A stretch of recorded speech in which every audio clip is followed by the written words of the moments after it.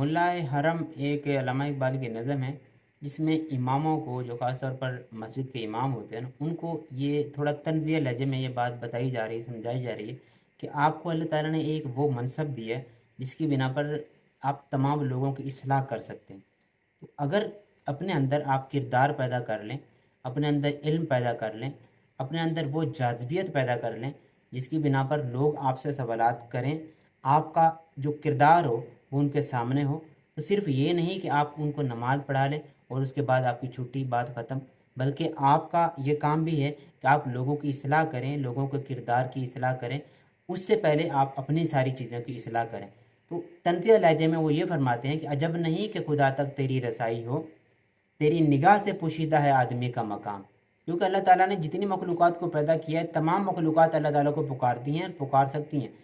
تو عجب نہیں کہ خدا تک تیری رسائی ہو۔ لیکن حقیقت کیا ہے، آپ کا مقام کیا ہے، آپ کو جو عہدہ ملا ہوا ہے کہ آپ مسجد کی امامت کرا رہے ہیں، تو ان کو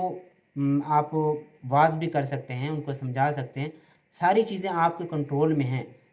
لیکن آپ کے پاس وہ علم ہونا چاہیے، وہ کردار ہونا چاہیے، وہ تحقیق ہونی چاہیے جس کی بنا پر آپ ان کو اچھے طریقے سے سمجھا سکیں۔ آپ کا عہدہ جو ہے نا بہت زیادہ قابل ستائش بھی ہے اور بہت زیادہ قابل پرستش بھی ہے۔ کہ پوچھا جائے گا اس بارے میں کہ تم مسجد کے امام تھے، کہ تم نے لوگوں کی اصلاح کے لیے کون سا کارنامہ انجام دیا؟ صرف یہ نہیں کہ 2 رکعت نمازیں پڑھا دی اور بہت ہو گیا، اصل بات تو تمہاری یہ ہے کہ تم نے معاشرے کی اصلاح کرنی تھی، تم نے کیا کیا؟ اب تم نے اصلاح تو کرنی تھی لیکن تم سے اصلاح ہوئی کیوں نہیں؟ کیا وجہ تھی؟ کہ تیری نماز میں وہ باقی جلال ہے نہ جمال، تیری اذان میں نہیں میری سحر کا پیام۔ اب میں کیا کروں کہ تم نے جو اذان دی ہے میرے دل کے اندر اثر ہی پیدا نہیں ہو رہا۔ مطلب تم لوگوں کو اگر سمجھا رہے ہو نا، تو لوگوں کو اس بات کا اثر ہی پیدا نہیں ہو رہا۔ وجہ کیا ہے؟ کیونکہ وہ اثر جس طرح سے تم سمجھا رہے ہو، یا تو وہ تحقیق تمہارے اندر نہیں ہے، یا وہ کردار تمہارے اندر نہیں ہے۔ کچھ بھی ایسا ہو سکتا ہے کہ جس کی وجہ سے کمی تمہارے اندر ہے، جس کی وجہ سے لوگوں پر اثر نہیں ہو رہا۔ تو سب سے پہلے اگر ہم کردار کا عمل پیدا کر لینا اپنے اندر، تو دوسروں کو سمجھانا آسان ہو جاتا ہے۔ اگر انسان خود بے یقینہ ہو نا، وہ کسی کو یہ نہیں کہہ سکتا کہ تم اس بات پر یقین کرو، میں یہ کہہ رہا ہوں تم یقین کرو، کیونکہ خود اس کے اندر یقین نہیں ہے۔ مسلمانوں کی جو سار ہونے والی ہے، جس سے میری سار ہونی ہے، تم نے اذان تو دی ہے لیکن اس کا کوئی اثر نہیں ہو رہا، اس کا کوئی مسلمانوں پہ دبدبہ نہیں ہو رہا۔ مسلمانوں نے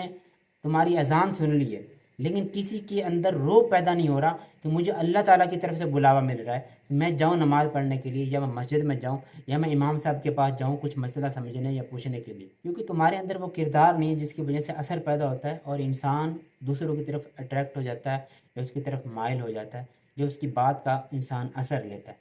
تو ہمیں کوشش کرنی چاہیے کہ اگر ہمیں اللہ تعالیٰ کسی بھی مقام پر پہنچاتا ہے تو اس میں ہم سب سے پہلے اپنے آپ کو ویسا پریپیئر کریں، تیار کریں۔ مثال کے طور پر آپ ایک چھوٹی سی مثال لے لیں، آپ خاندان کے سرپرست ہیں، تو آپ کے اندر وہ کردار ہونا چاہیے کہ لوگ آپ کو، جو آپ کے خاندان والے ہیں، کم از کم وہ آپ کو آئیڈیل بولیں، وہ پیٹھ پیچھے آپ کی یہ باتیں نہ کریں کہ یہ وہ ہے، ایسی باتیں کرتا ہے، یا پھر اس کے اندر یہ غلطی ہے وہ غلطی ہے۔ تو آپ کا کردار اتنا صاف ہونا چاہیے کہ کسی کو آپ کا ویک پوائنٹ نہ ملے جس کی بنا پر وہ آپ کے بارے میں بدگمان ہو اور آپ کی بات کا اثر لینا چھوڑے۔ اسی لیے ہمیں سب سے زیادہ اپنے کردار پر کام کرنا چاہیے۔ اللہ تعالیٰ ہمیں با کردار اور باعمل مسلمان بنائے اور دوسروں کی اصلاح کرنے سے پہلے اپنی اصلاح کرنے کی ہمت اور کوشش عطا فرمائے۔